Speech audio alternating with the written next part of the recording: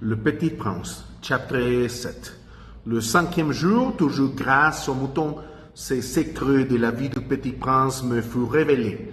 Il me demanda avec brusquerie, sans préambule, comme le fruit d'un problème longtemps médité en silence. Un mouton, s'il mangeait les arbustes, il mangeait aussi les fleurs. Un mouton mangeait tout ce qu'il raconterait, même les fleurs qui ont des épines. Oui, même les fleurs qui ont des épines. Alors les épines, à quoi servaient-elles? Je ne le savais pas. J'étais alors très occupé à essayer de dévisser un volume trop serré de mon moteur. J'ai été très soucieux car ma panne commençait de m'apparaître comme très grave. L'eau à boire qui s'épuisant me faisait craindre le pire. Les épines, à quoi servaient-elles? Le Petit Prince ne renonçait jamais à une question une fois qu'il l'avait posée. J'étais irrité par mon volant et je répondis n'importe quoi. Les épines, ça ne sert à rien. C'est de la pure méchanceté de la part des fleurs. Oh, mais après un silence, il me lança avec une sorte de rancune. Je ne te crois pas. Les fleurs sont faibles, elles sont naïves, elles se rassurent comme elles peuvent. Elles ne se croient terribles avec leurs épines. Je ne répondis rien. À cet instant-là, je me disais, si ce boulon résiste encore, je le ferai sauter d'un coup de marteau. Le Petit Prince dérangea de nouveau mes réflexions.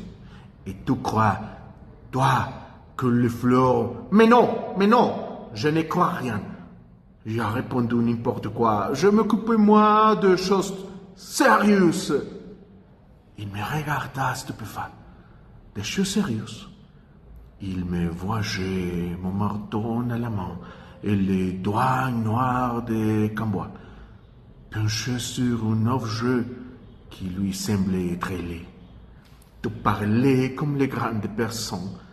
Ça me fit un peu honteux, mais impitoyable, il ajouta, tu confonds tout, tu mélanges tout. Il était vraiment très irrité. Il secouait au vent de cheveux tout dorés.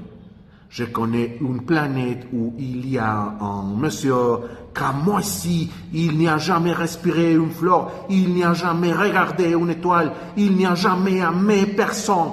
Il n'a jamais rien fait d'autre que des additions. Et toute la journée, il répétait comme toi, je suis un homme sérieux, je suis un homme sérieux. Et ça le fait gonfler d'orgueil. Mais ce n'est pas un homme, c'est un champignon. À quoi? Un champignon.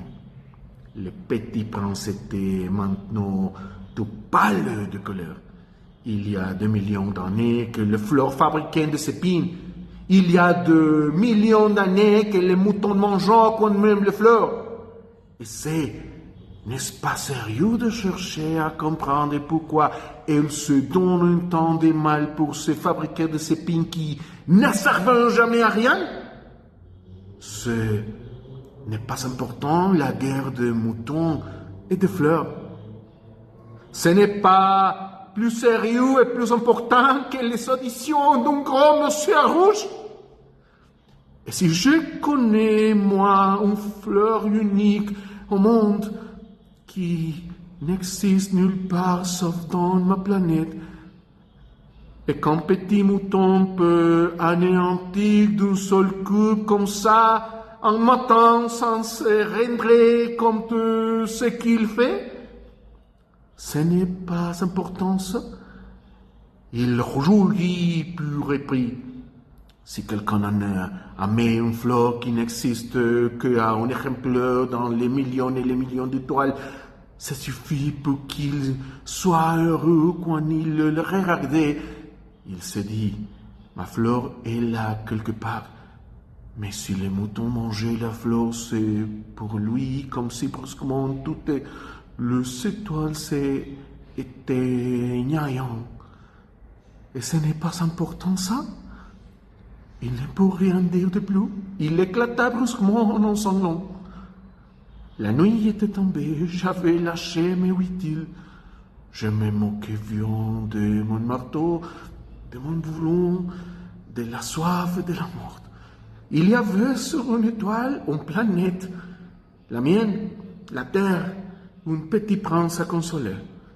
Je l'ai pris dans les bras, je l'ai versé, je lui disais la fleur que tu aimes, n'est-ce pas, en danger. Je lui dessinerai une muselière à ton mouton, je te dessinerai une armure pour ta fleur. Je ne savais pas trop quoi dire. Je me sentais très maladroit. Je ne savais comment l'atteindre ou le rejoindre.